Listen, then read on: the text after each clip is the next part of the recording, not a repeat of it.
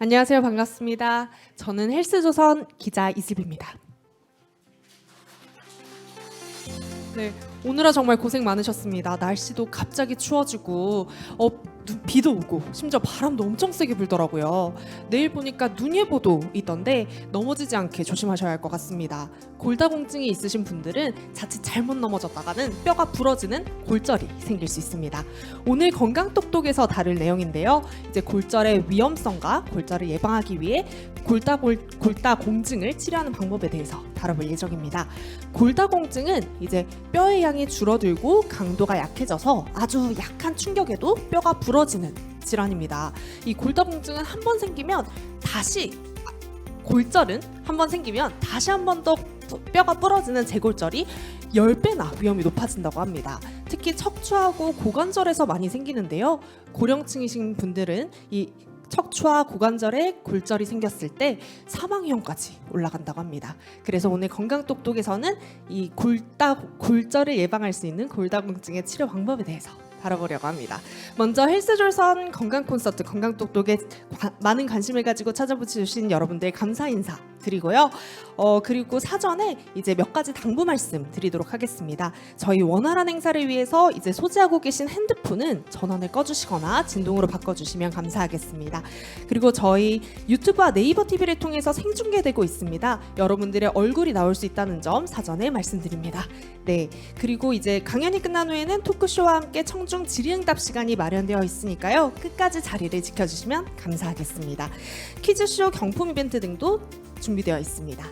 자, 그럼 지금부터 정말 강연을 시작해 보도록 하겠습니다. 먼저 골다공증 골절의 올바른 이해를 주제로 강연을 해주실 건국대병원 정형외과 김태용 교수님을 무대 위로 모시겠습니다. 큰 박수 부탁드립니다.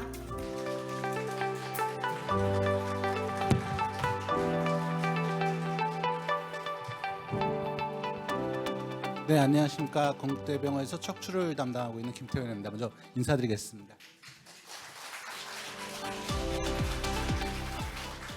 오늘 이제 궂은 날씨에도 이렇게 귀한 시간 내주셔서 참석해 주셔서 감사드리고요. 여기 오신 분들이 뭐 여러 가지 목적으로 오셨을 겁니다. 나는 골다공증에 대해서 잘 모르니까 좀 알아보고 싶다 이렇게 오신 분도 있을 거고, 그래도 나도 골다공증에 좀 아는 것 같다면 이거를 확인하고 싶다 이렇게 오신 분도 있을 거고, 실제 내가 골다공증으로 병원을 다니시는 분도 있을 거고요. 아니면은 골다공증 있어가지고 거기서 그것 때문에 골다공증 골절이 생겨서 또 병원을 다니시는 분이 실제 있을 거고, 다양한 목적으로 오셨을 텐데, 일단 여기 오신 분들은 어느 정도 골다공증에 다 관심이 있으신 거기 때문에 우리가 어떤 병을 이기려면요, 의사도 병에 대해서 잘 알아야 되지만 환자도 병에 대해서 잘 알아야 됩니다. 그래야 같이 의사랑 환자랑 협력해가지고 이 병을 잘 이겨낼 수 있는 거거든요. 그래서 오늘 오신 소정의 목적을 꼭 달성하길 바라겠습니다. 강의를 좀 시작하겠습니다.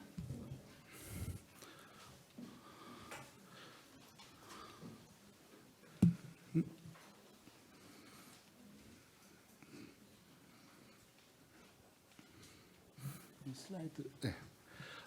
제가 먼저 말씀드릴 주제는 골다공증 골절의 이해입니다. 아마 잘 아시겠지만은 골다공증 다 아실 겁니다. 이제 웬만큼 홍보가 많이 돼 있어가지고 잘 아실 텐데, 골다공증 말 그대로 뼈에 구멍이 숭숭숭 나 있다는 얘기죠. 아마 모르시는 분은 없을 겁니다. 그러면 골다공증이 왜 중요하냐? 그냥 뼈가 숭숭숭 나 있으니까 중요할까요? 그렇지 않습니다. 이게 잘 아시겠지만은 우리가 골다공증이 중요한 이유는 뼈가 여기 뼈에 사진에서 보시듯이 치밀하게 이렇게 돼 있어야 되는데, 오른쪽 뼈 보면 골다공증 척추뼈를 보면 뼈가 숭숭숭숭 비어 있습니다. 그러면 아주 약한 힘이 전달돼도 이게 뚝 부러지거든요. 이게 골다공증입니다. 그러니까 골다공증이 중요한 이유는 뭐냐면요, 뼈가 숭숭숭 비어 있는 게 중요한 게 아니고요, 뼈가 숭숭숭 비어 있으니까 아주 약한 힘에서도 부러지는 거, 중요한 거는 골절을 우리가 예방하는 거거든요. 그래서 골다공증이 중요한 겁니다. 그래서 골다공증이란 당연히 뼈가 약해지는 질병이고 골절에 취약해지는 상태죠. 그래서 우리가 정상적으로 뼈라는 건 이렇게 골 흡수와 골 형성이 어려운 말이 있는데요. 쉽게 비유를 들자면은 우리가 머리카락이 젊었을 때는 많잖아요. 근데 나이 드시면은 하나하나 빠지시죠. 머리카락, 흰머리도 빠지고 새머리도 나고 이렇게 하면서 머리카락이 많아지는 건데, 이제 한 50, 60 넘어가게 되면은 나는 머리보다 빠지는 머리가 더 많으면서 이제 머리가 좀 보이시잖아요. 뼈도 똑같습니다. 이게 40대, 30대 후반, 40대까지는 뼈가 생성되는 뼈가 더 많아요. 그러니까 뼈가 계속 리모델링, 재형성을 하게 되거든요. 그러니까 재형성을 하게 되니까 나쁜 뼈는 빠지고 새로운 뼈가 생성되고 이 과정이 돼야 되는데 나쁜 뼈는 빠지는데 새로운 뼈가 생성이 안 되는 거예요. 그러니까 이게 뼈가 숭숭숭숭 구멍이 나기 시작하는 겁니다.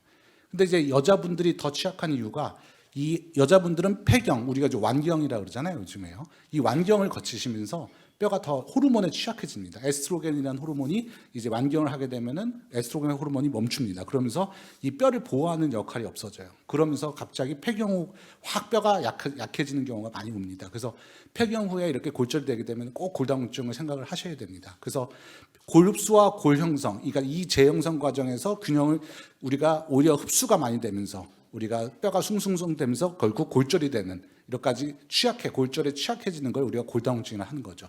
그래서 대표적으로 어디 생기냐?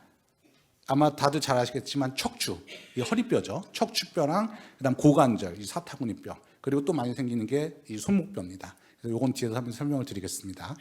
그래서 죄송합니다. 이게 우리가 좀 전에도 설명드렸지만은 일반 골절하고 우리가 그 골다공증 골절은 좀 다릅니다. 그래서 일반 골절은 죄송합니다.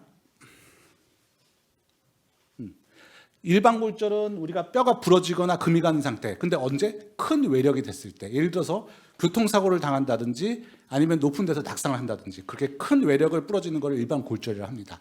근데 골다공증 같은 경우는 우리가 어떤 데를 골다공증을 하면 이게 그라운드 스탠스, 서 있는 높이에서 가벼운 충격을 받았는데 쿵 부러졌는데 부러졌다. 주위에서 그런 얘기 많이 하시잖아요. 야, 너 그거 넘어졌다고 부러져?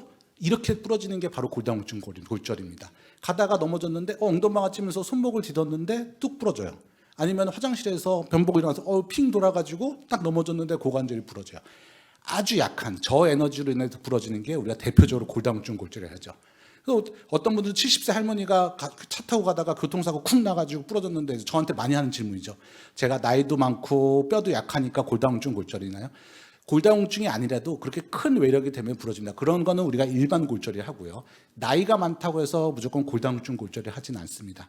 뼈가 약해져 있는 상태에서 아주 작은 에너지, 아주 작은 힘에 의해서 우리가 골절이 됐을 때를 우리가 일반적으로 골다공증 골절이라 진단을 하게 됩니다. 그러면은 어느 부위가 이제 골다공증이 잘 생기냐 궁금하실 거 아니에요? 보통 제가 6, 7, 8이라고 표현을 많이 하게 됩니다. 손목은 60대, 척추는 70대, 고관절은 80대. 이게 뭐냐면 넘어질 때도 이게 60대는 순발력이 있어요. 이렇게 손목 같은 걸 딱 딛게 되죠. 그러니까 넘어져서 대부분 손목 다친 데서 끝나요. 간단히 수술 끝나고요. 70대만 돼도 이게 순발력이 없어져요. 대부분 이제 쿵 하고 넘어지게 되죠. 그러면서 척추를 다치는 경우가 많습니다. 그래서 이 표에 보시면 이 파란색 부분이 이제 척추거든요. 60대에서는 저기 자주색 부분이 손목이 많이 생기는 반면에 70대 되면은 척추 쪽이 많이 생겨요. 그럼 80대가 되면 어디 생기냐? 고관절, 우리 엉덩이 관절이라죠. 6, 7, 8 이런 식으로 많이 생기죠. 그 외에도 우리가 발목이라든지 어깨 같은 관절이 이제 그쪽에도 골절이 생길 수 있는데 메인 골절이 여기라고 생각하시면 됩니다. 그러면 이제 그 다음 건강한 노년 생활의 골다공증 골절 상당히 많이 증가하고 있다는 얘기입니다. 우리가 지금 요 다음 장 이제 보여드릴 게 중요한 게 뭐냐면 골다공증 골절이 점점 증가하고 있다는 거거든요. 근데 지금 보시면은 요게 외국의 유명한 저널입니다. 네이처지, 란셋, 엄청 이제 유명한 해외 학술지인데요. 여기서 다 뭐를 다루냐? 네이처지에서는 이렇게 했습니다. 라이프 익스펜던시, 기대 수명이 우리가 한국에서 90세를 쳤다. 그리고 오른쪽 보시면은 저 꼭대기에 잘 안 보이실 텐데 꼭대기에 우리나라 평균 수명을 예측을 한 거예요. 전국 35개 국가의 이 평균 수명을 예측했는데 남자도 여자도 제일 위에 가 있는 게 어디냐? 우리 사우스 코리아, 우리나라라는 얘기입니다. 우리나라가 그만큼 이제 장수 국가가 됐고요. 불과 제가 10년 전만 해도 90세 이상의 외래를 한 50명 정도 보면 90세 이상이 한 2-3명 정도 오셨는데 요새는 외래를 한번 보게 되면 90명 이상이 한 5-6분 정도 오시는 것 같아요. 제가 실제 저번 주에 수술했던 분도 89세. 옛날에 실제 89세면은 이런 수술 안 하거든요. 척추 수술 잘 안 하고 뭐 남은 연생 얼마 안 남았으니까 그냥 지내세요 이렇게 했을 텐데 요새는 거의 90대까지도 다 수술 받고요.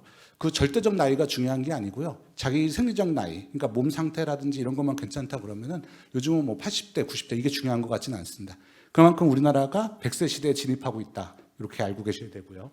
그 다음에 이제 중요한 게 뭐냐면은 골절 후에 이게 한 번 골절됐으니까 나는 다시 안 부러지겠지 이렇게 생각하시는 분들이 의외로 많습니다. 이게 제일 중요한 게 뭐냐면 골다공증 골절이 한 번 일어나면요. 1년 내 2년, 1년에서 2년 사이에 다시 부러질 확률이 엄청 높아집니다. 이게 제일 중요한 메시지거든요. 이러기 때문에 우리가 골다공증 치료를 잘 받아야 되는 겁니다. 골다공증 골절이 한 번에 끝나는 게 아니고요. 한 번 부러지는 분들이 연달아서 계속 골절되죠. 그걸 우리가 뭐라고 하냐면 재골절이라고 표현합니다. 그래서 보시면 제목 보시면은 골다공증 골절 후 1년 내 다시 부러질 위험이 5배 증가한다. 그래서 특히 재골절의 72%는 척추. 왜냐하면 뼈가 그만큼 많으니까요. 이런 손목뼈는 2개잖아요. 고관절도 2개고. 근데 척추뼈는 쫙 다 있죠. 그러니까 도미노처럼 부러지시는 거예요. 도미노처럼. 그러니까 하나 부러지시고 부러지시고. 이제 저는 주로 척추를 담당하게 되니까 골절돼서 이제 외래에서 치료하고서 대부분 1년 정도 치료하게 되면 됐어요. 이 정도 치료했으면 됐습니다. 하고서 본인들이 알아서 안 오세요.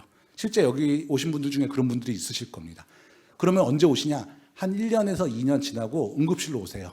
이제 척추뼈가 부러졌다고. 그게 대부분 재골절이거든요. 여러분들이 고혈압약, 당뇨약, 그다음에 고지혈증약 아주 잘 드실 거예요. 근데 골다공증 약은 대부분 드시다가 요 약도 먹기 버거운데 이것까지 굳이 먹어야 돼 이렇게 생각하시는 분들 되게 많습니다. 이게 골다공증은요 한 번 진단되면 완치라는 개념이 없습니다. 우리가 퇴행성 질환이라고 하거든요. 이런 고혈압, 당뇨, 고지혈증 거기에 골다공증도 다 같이 들어가는 겁니다.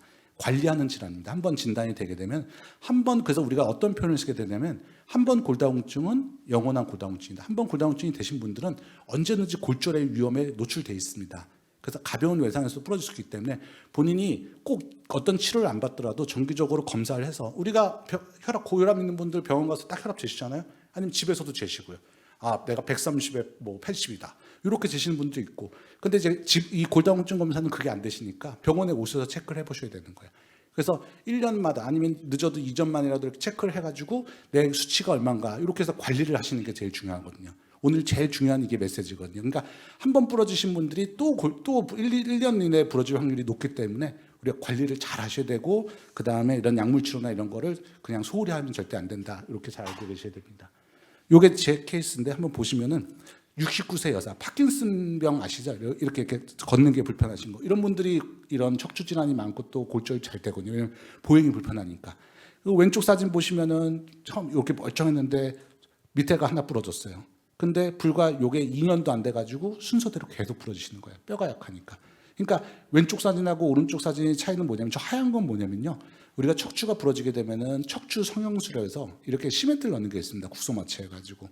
그게 쉽게 얘기하면은 벽에 우리 금이 갔을 때 벽에 시멘트 바르잖아요. 더 무너지지 말라고. 그것처럼 척추에 간단하게 이제 척추 골절, 압박 골절이 있을 때 이렇게 바르는 이런 시술이 있는데 저런 걸 해도 자꾸 부러지시는 거예요. 왜냐하면은 골다공증 치료가 잘 안 되니까 뼈가 약하니까 자꾸 부러지시는 거예요. 이게 문제입니다. 자꾸 부러지시니까 왼쪽에는 뼈가 이렇게 서 있죠. 근데 오른쪽 뼈는 뭐 어떻게 해요? 이렇게 된다. 골다공증이 물론 우리 주위에서 보면은 한순간 이렇게 골다공증 골절되는 분들 보면 1, 2년 내에 갑자기 이렇게 등이 굽는 분들이 있어요. 그게 이제 척추가 기둥이 내려앉기 때문에 주위에서 갑자기 야 너 키가 줄었다 이런 분들이 있습니다. 그런 분들은 꼭 검사를 해보셔야 됩니다. 이렇게 본인도 모르는 사이에 골절이 있어서 등이 내려앉는 경우가 있고 등이 갑자기 굽는다든지 심장이 갑자기 준다든지 키가 준다든지 그런 경우도 골다공증 검사를 꼭 해보셔야 됩니다. 이런 분들 보시면은 뒤에서 이제 설명드리겠지만 T-스코어가 있습니다. 이게 뭐냐면 제가 아까 혈압도 120에 80 이렇게 측정하듯이 T-스코어 요게 골다공증 수치를 체크하는 겁니다. 정상인과 비교했을 때 얼마만큼 약하냐.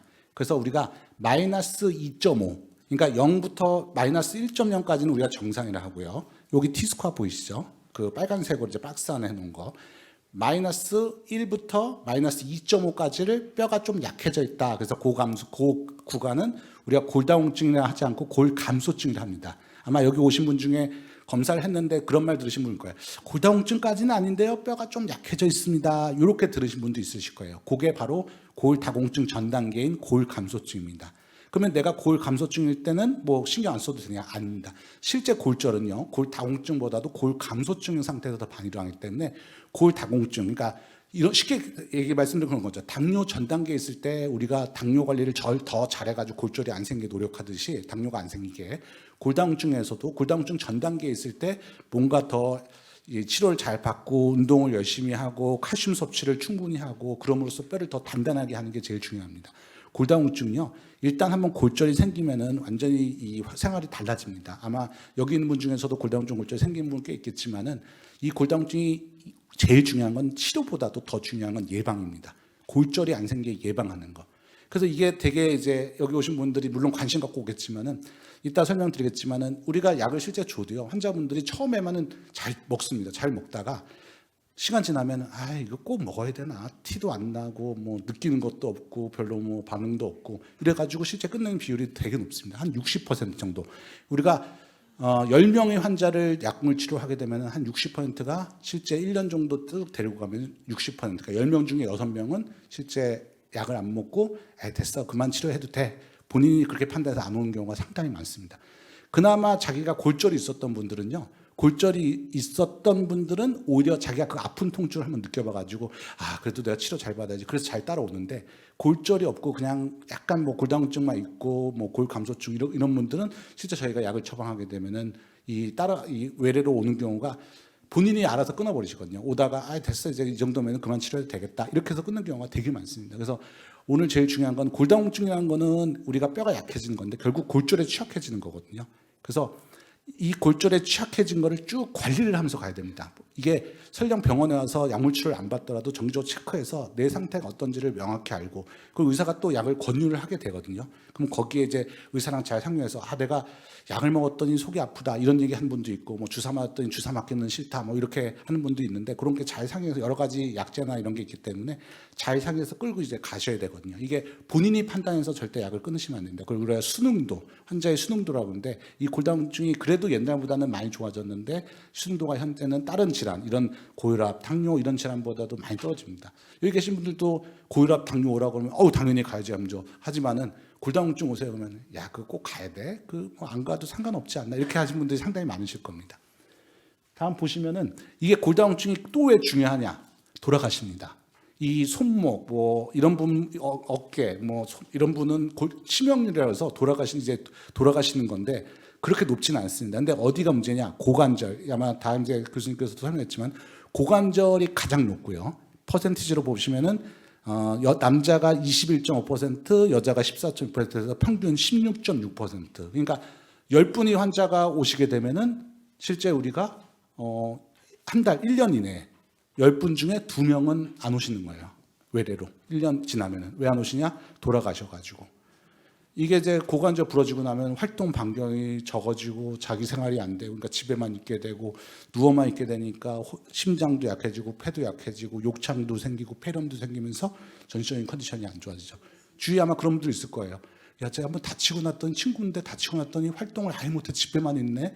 그런 분들이 집에만 생활하시다가 이제 돌아가시는 거예요. 또 하나 이제 척추골절률 치명률 보면은 고관절보다는 적어요. 여기 보시면은 남자가 9.6%, 여자가 4.3%에서 평균적으로 5.6%. 그러니까 100명 중에 5명은 1년 내에 돌아가시는 거예요.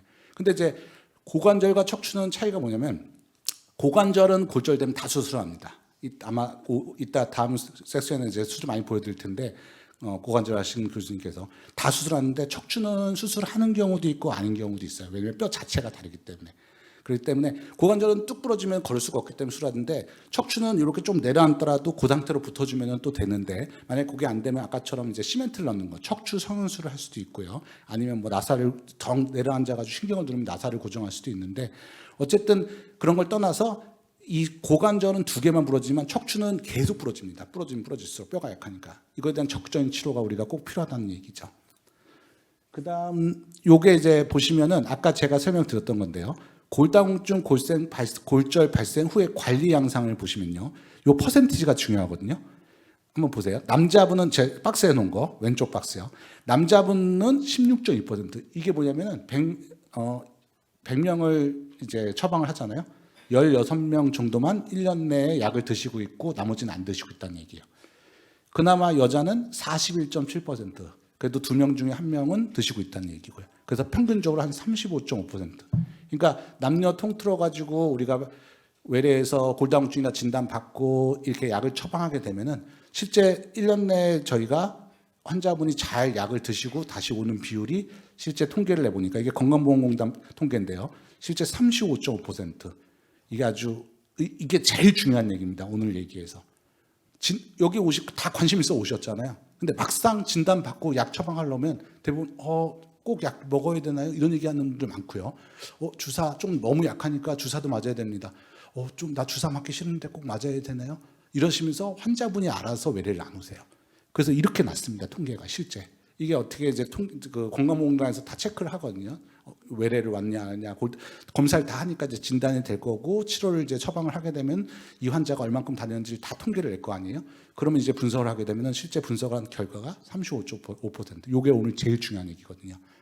진단을 받게 되면 이게 다른 퇴행성 질환처럼 노인성 질환처럼 고혈압, 당뇨, 고지혈증 여기 계신 분 중에서 내일 당장 끊으세요. 그러면 그거 끊으면 큰일 나는 거 아니에요? 이렇게 생각하시잖아요. 근데 골다공증도 똑같은 얘기입니다. 거기랑 같은 카테고리로 보셔야 된다는 얘기입니다. 우리가. 그래서 꼭 진단을 받고 의사가 약이 필요한 상태입니다라고 권유를 했으면 꼭 약을 잘 드셔야 되는 겁니다. 실제 약을 보시면 이렇게 약 처방 그 오른쪽 도표 보시면 뭐 먹는 약도 있고 주사도 있고 이렇게 여러 가지 약제가 있거든요. 그래서 다음 보면은 요게 제 환자인데요. 보시면은 저 아까 하얀 게 뭐냐면 척추 성형술에서 국소 마취해 가지고 시멘트를 넣는 겁니다. 71세 여자, 루마티스 관절염 이런 분들이 뼈 엄청 약하거든요. 아마 여기 있는 분 중에 루마티스 관절염 있으신 분도 있으실 건데 루마티스 관절염 그리고 뇌졸중 있으시니까 또 보행이 불편하실 거 아니에요. 이런 분들이 또 약 먹고 아스피린 먹고 이런 분들이 보세요. 왼쪽에는 뼈가 이렇게 멀쩡했죠. 근데 뼈가 하나하나 계속 올라타면서 부러지시는 거예요. 부러지니까 또 시멘트를 넣고 부러지니까 시멘트 아프시니까 넣고 넣다 보니까 지금 등이 어떻게 됐나요? 여기서는 이렇게 S라인이던 등이 이쪽 오른쪽 그림에서는 완전 등이 이렇게 굽어 있죠. 이렇게 이게 외상 후 후만 변형이라 가지고 자꾸 부러지게 되면 꼬부랑 할머니가 됩니다. 우리 시골에 있는 할머니 이제 퇴행성으로 꼬부랑 할머니 되는 것도 있지만은 이렇게 외상이 여러 번 반복적인 외상 때문에 이렇게 외상 후 후만 변형이 올 수도 있습니다. 그럼 이렇게 되면은 걷는 게 힘들어지고요. 조금만 가도 허리가 아프고 숨이 차다고 그러고 배가 이렇게 접히니까요. 그래서 많이 걷지 못하고 그러니까 자꾸 키도 줄고 이러니까 밖에 활동을 자제하게 되고 친구도 안 만나게 되고 그러다가 이제 돌아가시게 되는 거냐. 이 환자 그 아까 골밀도 검사한 거 보시면은 T스코어라는 게 있거든요. 저 위에 보시죠. 숫자 보시면은 맨 위에 마이너스 4.3. 아까 마이너스 2.5 이하부터를 골다공증이라 했잖아요. 마이너스 4.3 엄청 약한 겁니다. 진짜 마이너스 4.3 정도 되면요. 우리가 수술할 때 이 성인 남자가 손으로 눌러버리잖아요. 확 들어갑니다. 뼈가 약하기 때문에 그만큼 약한 아주 심한 골다공증이라 우리가 표현할 수 있는 거죠. 이런 상태로 가게 되면은 엄청 이제 힘들어지는 겁니다. 그렇기 때문에 우리가 중요한 거는 한번 골절이 됐을 때 얘가 도미노처럼 계속 무너지지 않게 관리를 잘 하셔야 되는 거예요. 그래서 그다음 보면은 우리가 아까 저 T스코어라는 걸 이제 체크를 했잖아요. 검사한 방법이 이렇게 검사를 한 겁니다. 그래서 이렇게 누워 있으면 엑스레이처럼 조금 다른 기계인데요. 이게 골밀도 측정 기계인데 이렇게 뭐 여러 가지 적응증이 있습니다. 결국은 의심되면 다 하는 건데 잘 보십시오. 6개월 이상 무월경, 그러니까 여자분 같은 경우에 젊은 나이라도 우리가 아까 말씀드렸지만 폐경이 일찍 오는 여자분들은 우리가 골다공증 검사를 좀 해야 되고요. 또 하나는 일반적인 골다공증 위험이 있을 때는 70세 미만 또는 70세 이상의 남성인 경우에는 우리가 이제 일반적으로 골다공증을 해야 되고 남성 같은 경우는 내가 무슨 골다공증이 있어 이런 경우 있거든요. 근데 언제 해봐야 되냐? 70세가 넘어가면 골다공증 검사를 해보시는 게 좋고 또 하나는 뭐 조금 일하다가 조금 딱 다쳤는데 뼈가 부러졌어요. 야, 이 정도로 다쳐? 이렇게 의심이 될 때는 골다공증 검사를 해봐야 되는 겁니다. 그 밑에 있는 거거든요. 작은 충격에도 쉽게 뼈가 부러지는 분, 내가 무슨 뼈가 좀 안 좋지 않나 이런 분들은 골다공증을 꼭 해봐야 되는 거고요. 또 하나 네 번째, 가족 중 골다공증 환자가 있는 분. 환자분들이 가장 많이 질문하는 것 중에 하나입니다. 골다공증이 유전이 되나요? 아마 여기 분들 궁금하실 텐데 유전이 됩니다. 왜냐하면은 우리가 골격이라고 그러잖아요.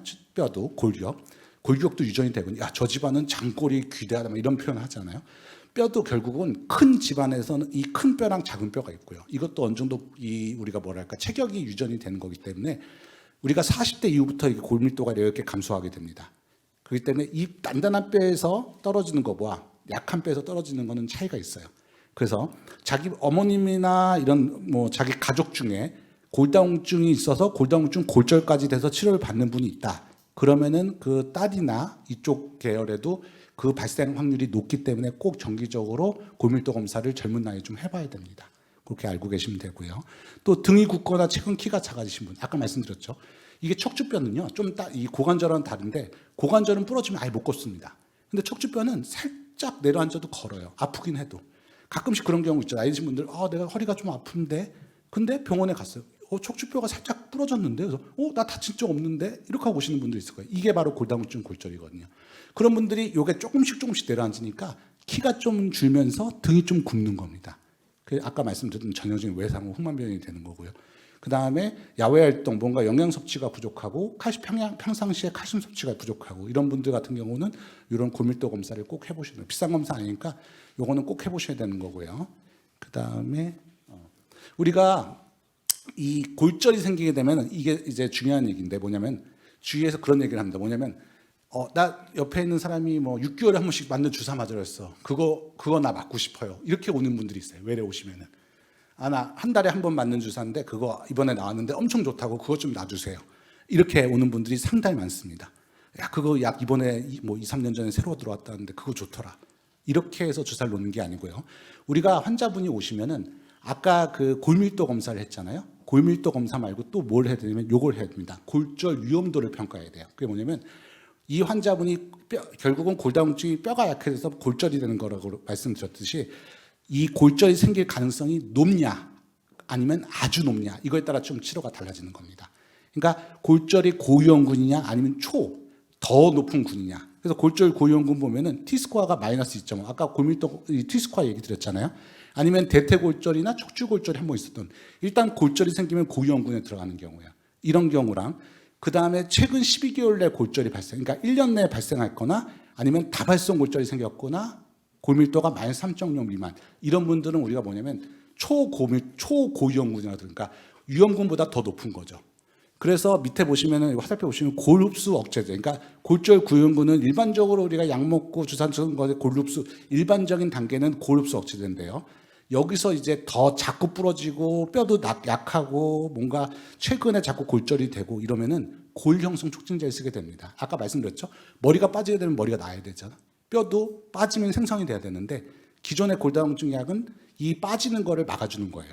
근데 골형성 촉진제는 뭐냐면 생성되게 하는 주사입니다.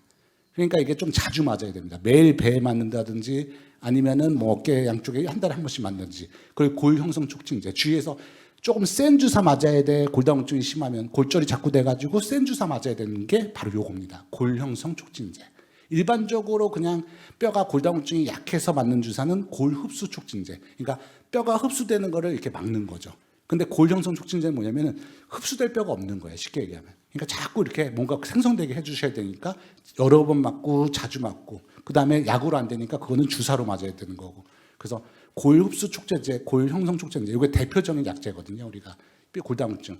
그러니까 요 다음 슬라이드가 뭐냐면 요런 게 있어요. 요게 뭐냐면은 왼쪽 거는 이 골절 위험도를 평가를 하는 거예요. 그러니까 우린 실제 인터넷에 들어가면은 프렉스라고 그래가지고 골절 위험도를 평가하는 건데 내가 어느 정도 골절 위험이 있는지를 우리가 이제 의사들도 평가를 하게 됩니다. 이게 여러 나라 버전이 있어서 한국, 대한민국 국기가 있는 건데 저기다 자기 정보를 다 입력하게 되면 이 환자가 골절 위험도가 얼마다.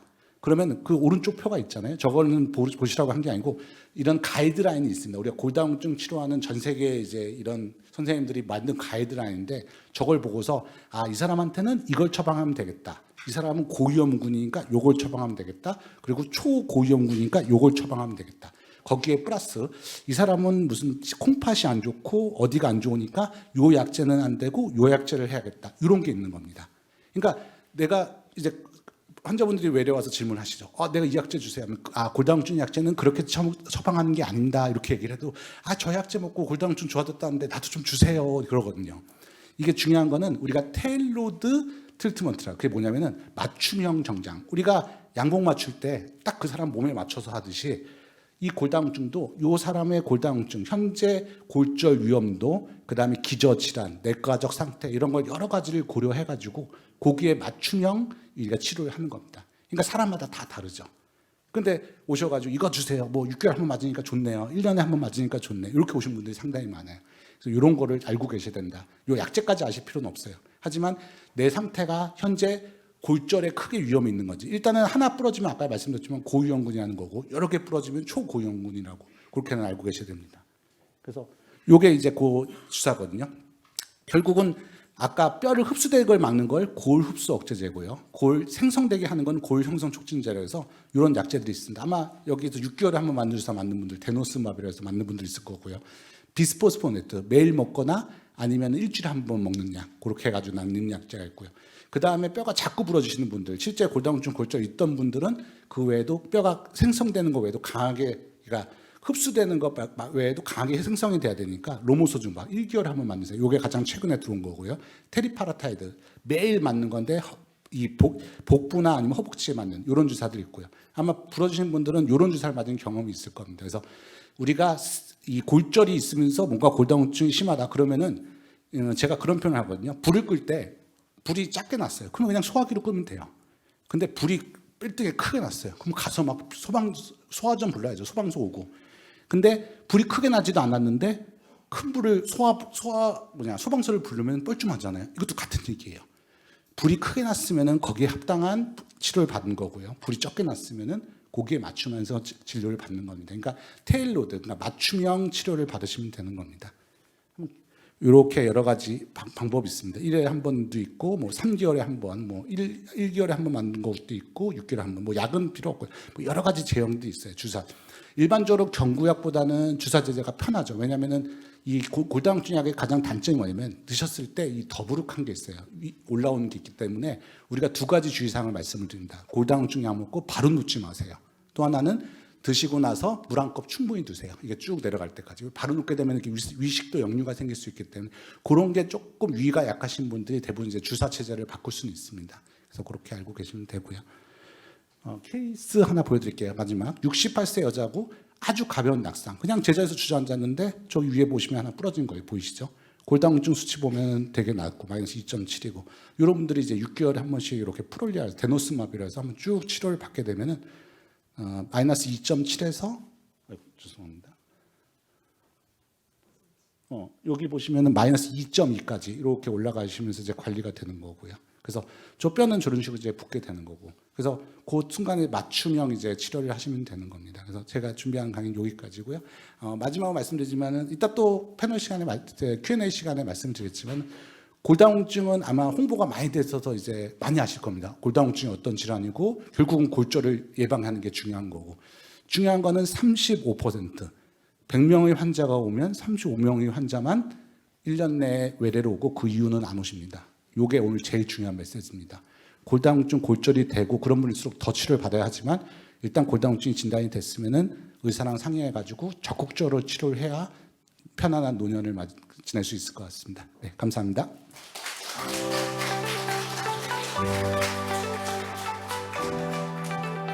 네, 김태원 교수님 강연 잘 들었습니다. 골다공증에 대한 자세한 이야기 얘기해 주셔서 감사합니다. 그럼 이번에는 두 번째 강연을 들어보도록 하겠습니다. 골다공증 골절의 치료와 관리를 주제로 강연해 주실 순천향대 서울병원 정형외과 노재희 교수님을 무대 위로 모시겠습니다. 큰 박수 부탁드립니다.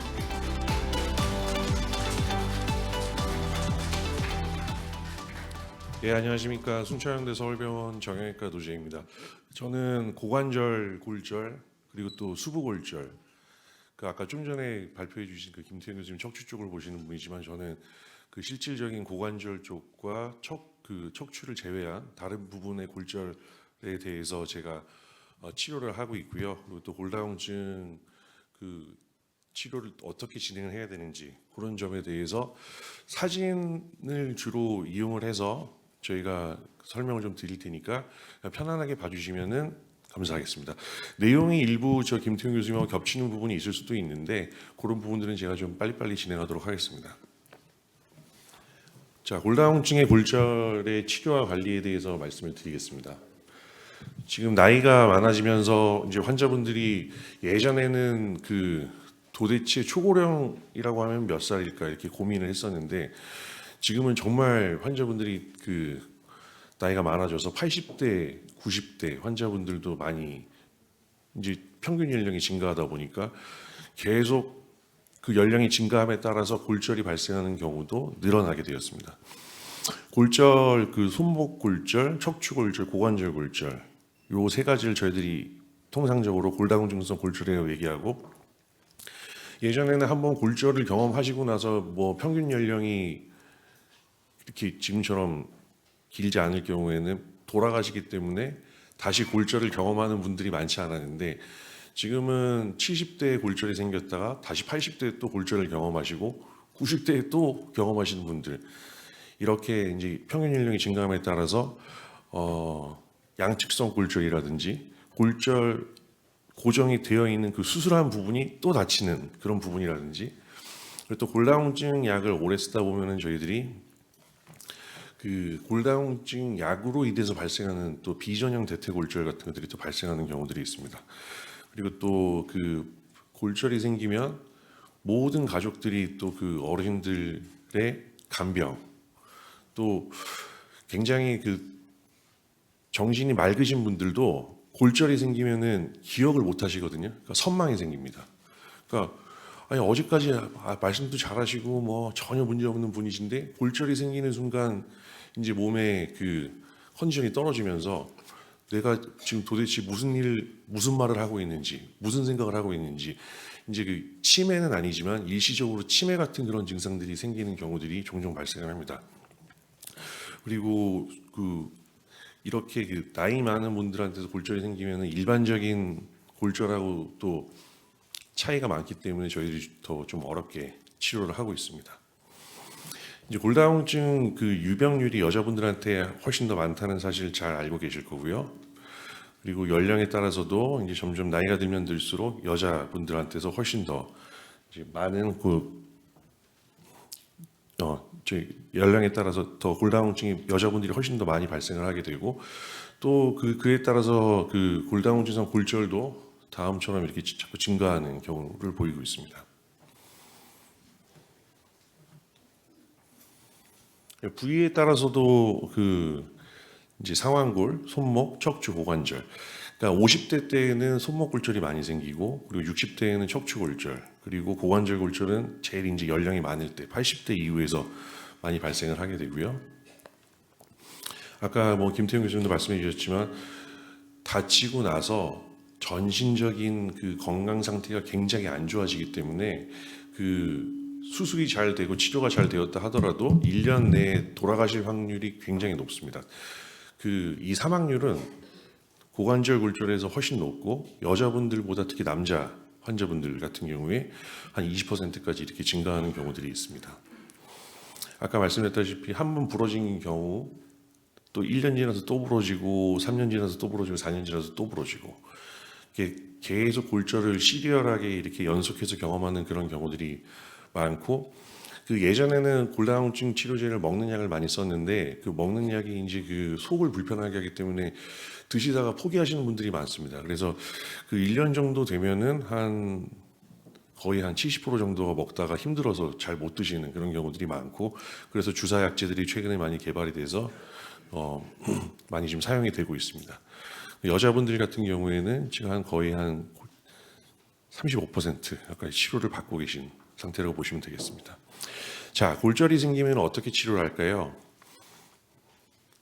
그러니까 골절도 비전이 골절, 그리고 엑스레이에서 딱 골절이 있는지 없는지 잘 모르겠다. 그리고 아주 살짝 실금만 가 있는 것 같다. 그리고 안정적인 골절이다. 그러면 수술할 필요 없습니다. 보존적 치료가 가능하고 저희들이 흔히 얘기하는 기브스, 캐스트 이런 걸로 치료가 가능한데 만약에 그 골절부 자체가 굉장히 좀 불안정한 골절이 발생을 하면 저희들이 수술적인 치료를 고려하는 경우도 있고 안정적이라고 하더라도 이제 관절 내 골절이라든지 좀 불안정한 골절 그리고 많이 틀어지는 그런 경우에는 저희들이 수술적인 치료를 고려를 할 수도 있겠습니다. 일단은 그 골절이 발생하고 나서 안정성 여부에 따라서 이게 지금 불안정한 골절에 무조건 수술을 먼저 고려를 하는 게 맞지만 해도 되고 안 해도 되고 하는 그런 골절이면 저희들이 지켜봐도 되겠습니다. 손목 골절 환자분이시고요. 누가 봐도 많이 틀어졌죠. 이거는 보존적인 치료가 불가능한 골절이기 때문에 저희들이 이렇게 금속판과 나사로 골절을 고정을 합니다. 이런 경우도 관절 내 골절이기 때문에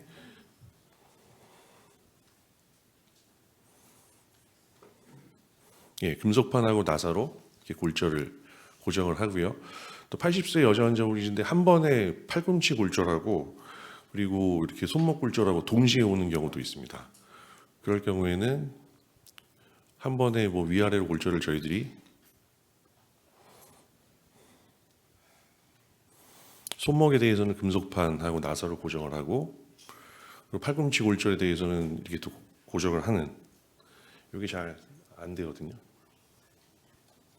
예. 그리고 이 고관절 골절을 보시면, 예,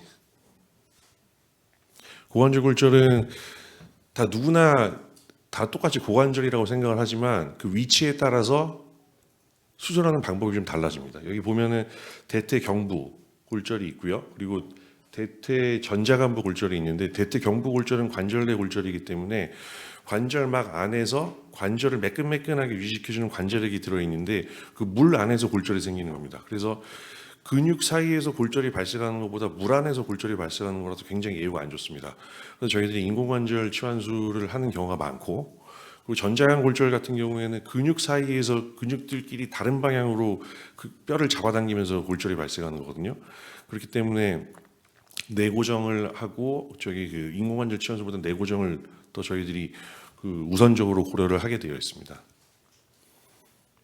그래서 위치에 따라서 저희들이 수술하는 방법이 조금 차이가 있을 수 있다는 거 이렇게 알고 계시면 되고요. 아까 말씀드렸다시피 나이가 들면 들수록 그 여성 호르몬이 이제 50대 여자들한테 이제 폐경이 오면서 갑자기 그 여성 호르몬이 뼈를 보호하는 성분이 확 떨어지면서 그때 손목 골절이 가장 많이 발생을 합니다.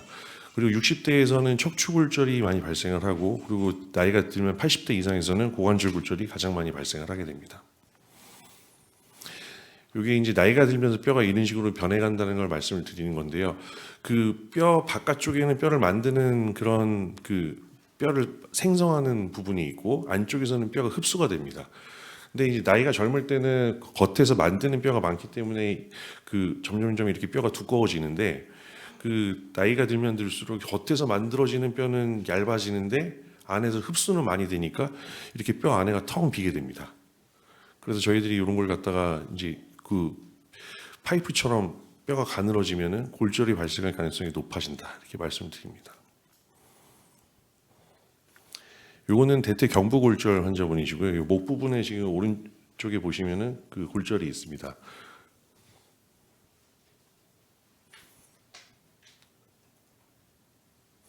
이럴 경우에는 일단은 뼈 상태가 괜찮으면 저희들이 그 나사로 이렇게 고정하는 방법이 있고요. 자, 여기 지금 제가 동그라미 친 곳에 보면은 그 대퇴경부, 대퇴골의 목 쪽에서 골절이 생긴 거고요. 이건 아까 말씀드렸다시피 예후가 물 안에 있는 골절이 좋지가 않기 때문에 저희들이 인공관절 치환술을 고려를 할 수가 있겠습니다. 그리고 요거 83세 여자 환자분이시고, 여기는 대퇴경부 골절입니다. 그래서 이렇게 그 원래 자기 그 대퇴골 그 사이즈에 맞춰서 저희들이 비슷한 사이즈의 인공관절 이렇게 끼워 넣는 수술이 있습니다. 이런 것들을 진행을 하고 있습니다. 그래서 전자간 골절 같은 경우에는 안정적인 경우에는 이렇게 내고정술을 하는 방법이 있고, 불안정한 골절 같은 경우는 내고정술에다가 이렇게 추가적으로 와이어 같은 거를 걸어주는 경우도 있고, 인공관절 치환술을 하는 경우도 있고 그렇습니다.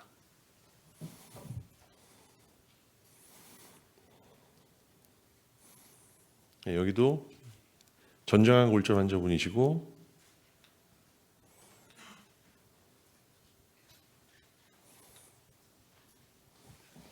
슬라이드가 이게 안 넘어가네. 예, 인공관절 치환술을 하면서 내고정술을 같이 한 그런 상태입니다. 마우스를 좀 주실래요? 예. 그 77세 여자 환자분이시고, 지금 오른쪽에 보시면은 이렇게 전자간 골절, 근육 사이에 생기는 그런 골절이고요. 이럴 경우에는 저희들이 잘 붙는 골절이기 때문에 인공관절 치환술을 하기보다는 이렇게 내고정술로 고정을 하게 됩니다. 그 아까 말씀드렸다시피 이제 평균 연령이 많아지니까 한번 고관절 골절을 경험을 하셨더라도 반대쪽 오른쪽이 부러졌던 사람이 나중에 또 왼쪽이 부러지는 경우가 있고, 또 그 고정을 하고 인공관절이 들어가 있는 상태에서 또 넘어지면 그게 또 부러지는 경우가 있습니다. 그리고 또 비전형 대퇴골절, 그 고관절 골절을 예방하기 위해서 저희들이 썼던 골다공증 치료제 때문에 오히려 또 그 특이한 형태의 대퇴골 골절이 발생하는 경우가 있기 때문에 그것도 같이 보여드리도록 하겠습니다. 이건 2014년도에 골절이 있어서 이제 이렇게 인공관절 치환술을 했던 분이십니다. 근데 22년도 8년 지나서 반대쪽이 또 이렇게 다시 골절이 생기셔서 인공관절 치환술을 다시 하신 거고요. 그리고 82세 남자 환자분이시고 지금 골절 왼쪽에 전정형 골절이 있어서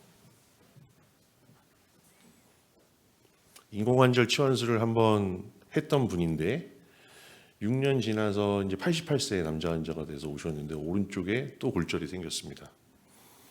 그래서 인공관절 치환술을 다시 또 비슷하게 생긴 걸로 넣은 그런 상태고, 요거는 89세 환자분들 나이가 굉장히 많죠. 저 89세 여자 환자분이신데 오른쪽에 골절이 생겨서 내고정술을 했습니다. 내고정술을 했는데 이 할머니가 또 넘어졌어요. 3개월 뒤에. 그래서 오른쪽 보시면은 여기 지금 그 내고정을 한 그 주변으로 해서 또 뼈가 벌어졌죠. 이거 어떻게 해요, 이것도? 다시 이렇게 묶어주는 수술을 고려할 수도 있고 아니면 안쪽에 내고정을 했던 것들 갖다가 다 바꿔주는 그런 것도 고려를 할 수가 있는데, 일단 이렇게 내고정을 해서 이제 수술을 한 번에 끝나는 게 아니라 이렇게 또 다치고 또 다치고 하면 또 여러 번 해야 되는 그런 경우들이 있습니다.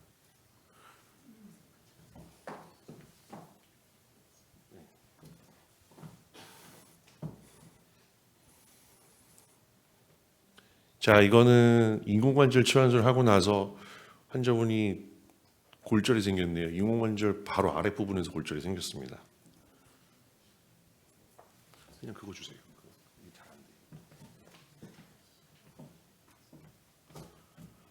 그래서 처음에 이제 내고정술을 이렇게 시행을 하고 뼈가 안 붙으면은 저 금속판도 저렇게 부러지게 됩니다.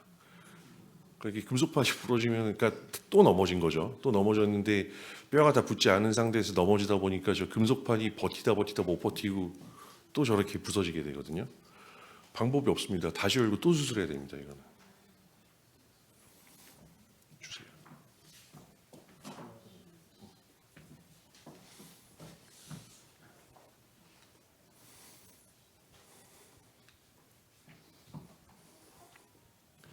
그래서 그 이전에 고정했던 것보다 더 튼튼한 걸로 고정을 하고, 이 부분에는 저희들이 그 중간중간에 뼈 이식도 같이 하게 됩니다.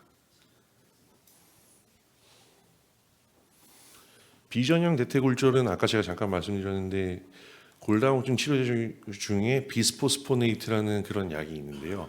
그 약을 너무 오랜 기간 동안 복용을 하게 되면은 뼈 자체가 이제 너무 유리처럼 단단해지는데, 유리가 단단하지만 강하진 않지 않습니까? 그래서 또 골절이 생기는 그런 경우들이 있습니다.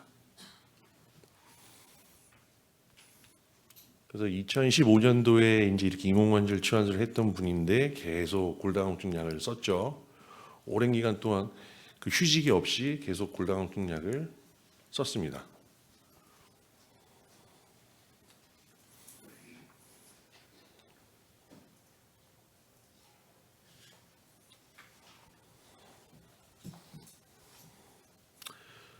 예, 다시 이렇게 보면은 골다공증을 오래 쓰다 보면은 바깥쪽 피질골이 평평해지고 안쪽 피질골이 이렇게 날카로워지는 이런 비전형 대퇴골절이 생기는 경우들이 있습니다. 아까 말씀드리다 말아서 마저 정리하고 넘어오면은 여기 이렇게 골절이 생기는 경우에 그 비전형 대퇴골절이 굉장히 뼈가 잘 안 붙고 치료가 어렵습니다. 그래서 이렇게 대퇴골 전장, 우리 몸에서 대퇴골이 가장 긴 뼈인데 이 전장을 갖다가 다 이렇게 고정하는 그런 수술적인 치료를 저희들이 고려하는 경우도 있고, 이제 제가 뭐 수술했던 케이스들을 보여드렸습니다. 그리고 아까 말씀드렸다시피 이제 고관절 골절은 연령이 증가할수록 이제 급격하게 그 골절이 증가를 많이 하게 되고,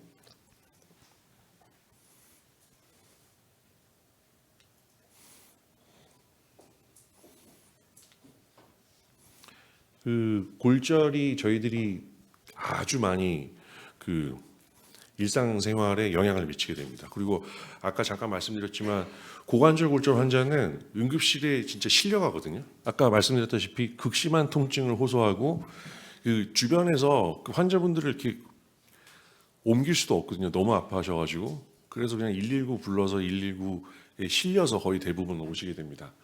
그리고 아까 말씀드렸다시피 골절 수술을 하고 회복이 잘 돼도 전신적으로 이제 폐도 약해지고 심장도 약해지고 전신적인 상태가 확 안 좋아지기 때문에 이제 그 다른 문제로 또 그 돌아가시게 되는 그런 경우도 많고 그런 경우들이 많고 요건 아까 이제 신호골절 50대 때는 여자분들한테 손목 골절이 굉장히 많이 생깁니다. 그리고 그 상완골 골절이나 척추골절은 이제 60대에 많이 생기고 고관절 골절은 80대 이후에 이렇게 생기는 거 보시면 되겠고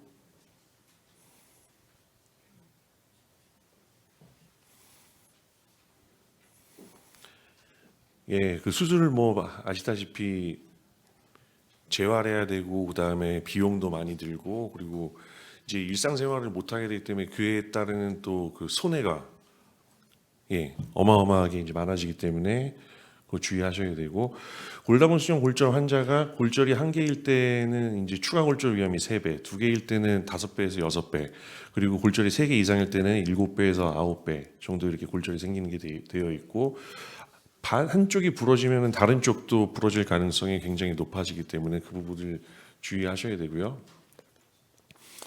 그리고 여러 가지 골다공증 치료제들이 있는데 제가 골다공증 치료한 환자들 케이스를 좀 보여드리면은 저는 보통 6개월에 한 번 피하 주사로 맞는 그런 골다공증 약을 많이 씁니다. 근데 이 약이 먹는 약에 비해서 좀 편안한 편이고 1년에 한 2번만 오면 되기 때문에 환자분들이 크게 불편해하지는 않으십니다.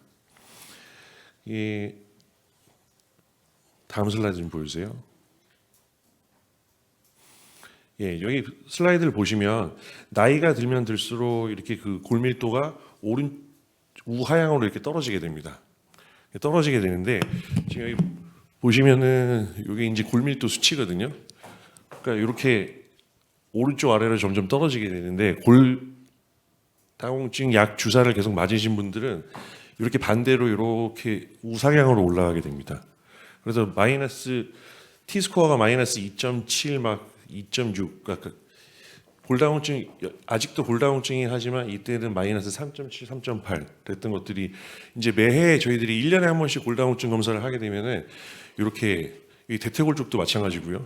여기도 지금 아직 마이너스 2점 그래도 골다공증 환자이긴 한데 이제 70대 초반 막 이때 굉장히 안 좋았던 그런 상태가 이제 시간이 지나면서 시리얼하게 올라가는 걸 보실 수가 있습니다. 다른 환자분이시고 이분도 한 골다공증 한 7, 8년 이상 쓰신 분입니다. 근데 이분도 역시 나이가 들면 60대에서 80대 여기 보시면은 오른쪽 아래로 골밀도가 떨어집니다. 떨어지게 되는데 꾸준히 골다공증 약을 쓰게 되면은 이렇게 우사격으로 올라가면서 그 골다공증 약을 쓰는 이유가 추가적인 골절이 안 생기게 하게끔 저희들이 약을 쓰는 거거든요. 그러니까 물론 골다공증 약을 써도 심하게 넘어지고 뼈가 버틸 수 있는 그 이상의 외력이 가해지면은 골절이 생깁니다. 근데 아무튼 뭐 단순하게 주저앉는 거, 그다음에 살짝 넘어졌는데 골절이 생기면 너무 억울하잖아요. 이제 그런 것들을 갖다 예방할 수 있게 저희들이 저렇게 약을 쓰고 있습니다. 저 그래프 보시면은 좋아지는 게 잘 보이죠? 그래서 먹는 약 같은 경우는 이제 그 속이 불편해서 중간에 약을 드시다가 중단하는 분들이 많은데 주사약은 그거에 비해서는 좀 장점이 있는 편입니다.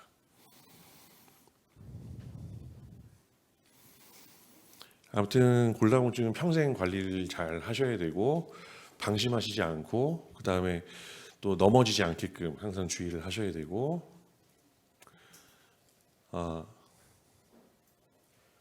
이 전 슬라이드 좀 보여주실까요?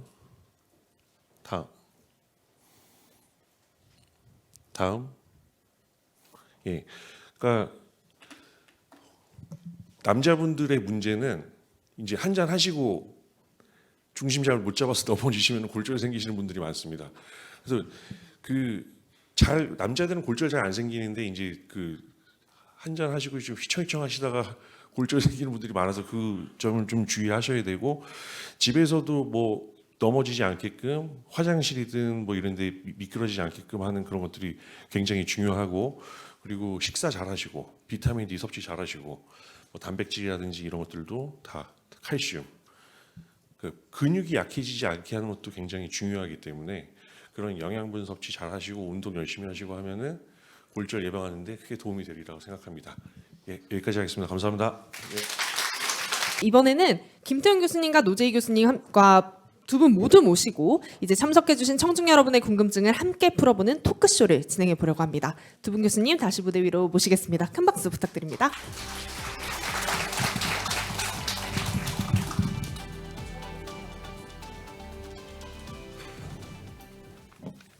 교수님 두 분 모두 강연 너무 감사합니다. 제가 두 분 강연을 듣다가 같은 건데 좀 궁금증이 하나 생겼던 게 왜 발병률은 여성한테 많은데 치명률은 남성한테 훨씬 높을까라는 궁금증이 생기더라고요. 두 분 중에 혹시 답변을 먼저 해주실 수 있을까요? 네, 아주 좋은 질문인데요. 아까 제가 슬라이드에 보였지만 남성에서는 훨씬 발병이 낮지만은 실제 사망률은 더 높거든요. 그게 이제 여러 가지 가설이 있는데 실제 남성에서 골다공증이 생긴 주위에 사실 남성분들 골다공증 별로 없으시잖아요. 근데 그런 분들에서 생기는 분들이 대부분 기저질환들이 많고 대부분 다칠 때 조금 더 심하게 다치는 경우가 많은 거로 돼 있습니다. 그래서 실제 남성에서 골다공증이 생겼다 그러면은 더 우리가 경계심을 가져야 됩니다. 더 잘 치료를 받으셔야 되고 우리가 일반적으로 생기는 그런 호발하는 연령, 그러니까 여성에서 생기는 것보다 오히려 잘 안 생기는 남성에서 생길 때 오히려 사망률이 더 높기 때문에 더 잘 치료를 받아야 되고요. 꼭 병원을 의사선생님하고 상담해서 적극적으로 치료를 받으셔야 됩니다. 네, 제가 오프닝 질문 한번 먼저 던져봤는데요. 오늘 많은 분들이 이렇게 뒤에 보이세요, 교수님? 질문을 이렇게 남겨주셨어요. 이 포스트잇 중에서 몇 가지 꼽아서 한번 여쭤보도록 하겠습니다. 노재희 교수님, 네. 먹는 골다공증 약과 주사약 중에서 어떤 게 더 좋나요? 라는 질문 주셨어요.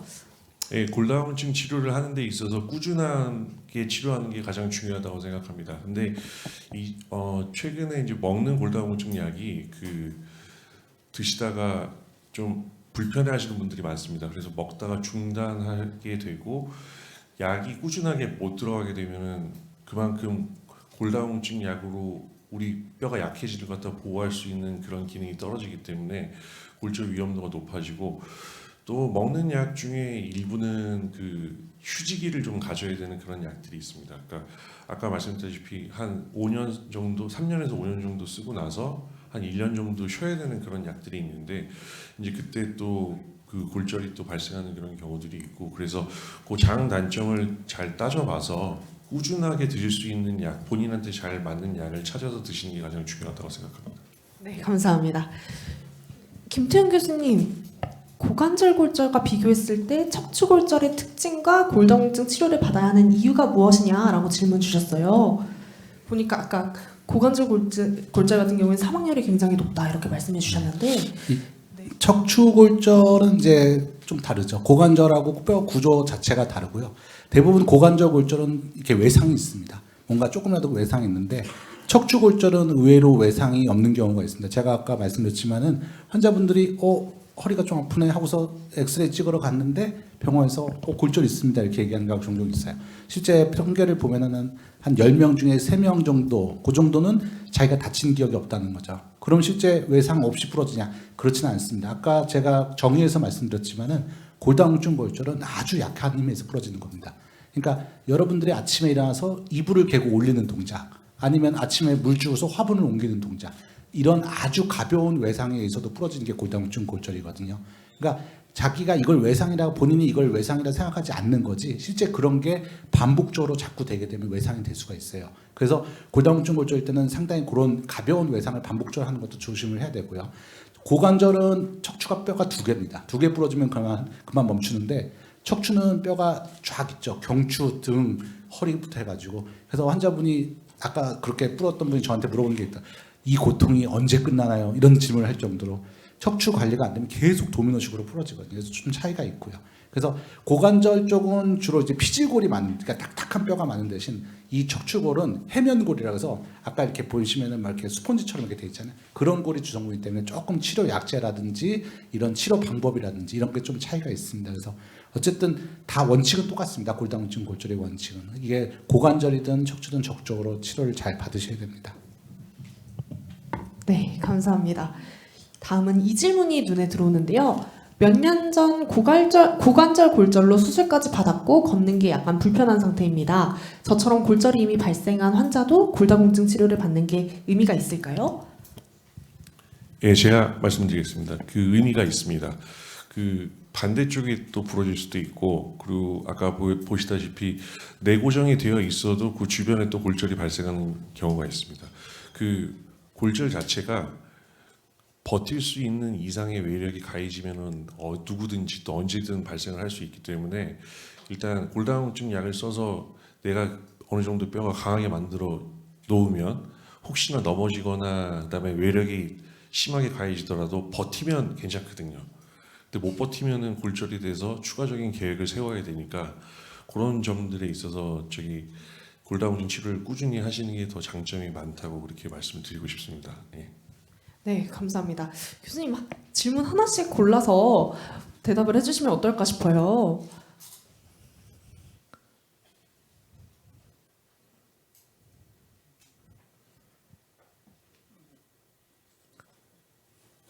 네. 네, 김태훈 교수님 먼저. 아까 제가 말씀드렸던 중요한 질문인데요. 골다공증 완치가 가능한가요? 골다공증은 암처럼 완치하는 질병이 아닙니다. 우리가 고혈압, 당뇨 이런 거 완치하지 않고 그냥 관리하면서 가는 노인성 질환인 것처럼 골다공증도 그런 관리하면서 가는 노인성 질환이다. 이렇게 생각하시는 게 편합니다. 이렇게 완치가 가능한, 그러니까 이런 분들이 대부분 외래에서 약 먹다 몇 번 드시다가 안 오시거든요. 그러니까 이거를 무슨 뭐 암처럼 내가 정복한다 그렇게 생각하시면은 힘들고요. 우리가 이제 초고령화 사회로 가는 데 있어서 이 골다공증을 같이 더불어 간다. 근데 관리만 잘하면 아무 문제 없다. 이렇게 생각하시는 게 편할 것 같습니다. 제가 다음 이어서 하겠습니다. 동네 의원에서 치료하는 것과 대학병원에서 치료하는 것이 차이가 있나요? 그 같은 기관에서 꾸준하게 하시면 될 것 같습니다. 뭐 무조건 대학병원에서 해야 되는 건 아니고 그 대신에 되도록이면은 제가 아까 보여드렸다시피 그 같은 기구로 검사를 하는 게 오류가 덜 생깁니다. 그러니까 이게 뭐 보건소에서 검사했다가 아니면은 요번에 집 앞에 있는 내과에서 했다가 또 대학병원에 있는 정형외과에서 했다가 이 기구가 달라지면은 그만큼 내가 검사했던 그 수치에 대한 신뢰도가 떨어질 가능성이 높기 때문에 한번 검사하는 기관에서 꾸준히 검사를 하면서 치료를 받으시는 게 장점이 많다 이렇게 말씀드리고 싶습니다. 무조건 대학병원에서 해야 되는 것도 아니고 가장 가기 편안한 병원에서 그렇게 하시면 될 것 같고요. 그리고 골다공증 초기라 해서 칼슘제를 먹고 있는데 속이 쓰려서 중단했습니다. 계속 먹어야 되는지요? 칼슘 같은 경우는 그 골다공증 치료가 우리 몸의 원료, 그러니까 뼈의 재료가 되는 그런 성분인데 약을 써서 불편감이 있으면은 그거는 좀 고려를 하셔도 그 중단을 하는 걸 고려하셔도 될 것 같습니다. 왜냐하면은 다른 방법으로 먹는 그 음식이라든지 아니면은 그런 것들로 보충하는 그런 방법도 있고 칼슘이 너무 고용량으로 들어가게 되면 이제 심혈관 계통에 또 문제를 일으키는 경우도 있기 때문에 일단은 피 검사를 한번 해봐서 확인을 해보시는 게 필요할 것 같고 득실을 따져봐서 너무 불편하면 칼슘 같은 경우는 아주 필수적으로 저희들이 권장하는 그런 부분은 아니기 때문에 이제 막 너무 그 부담감을 가지고 드실 필요가 있는 약은 아니라고 그렇게 말씀을 드리고 싶습니다. 예. 네.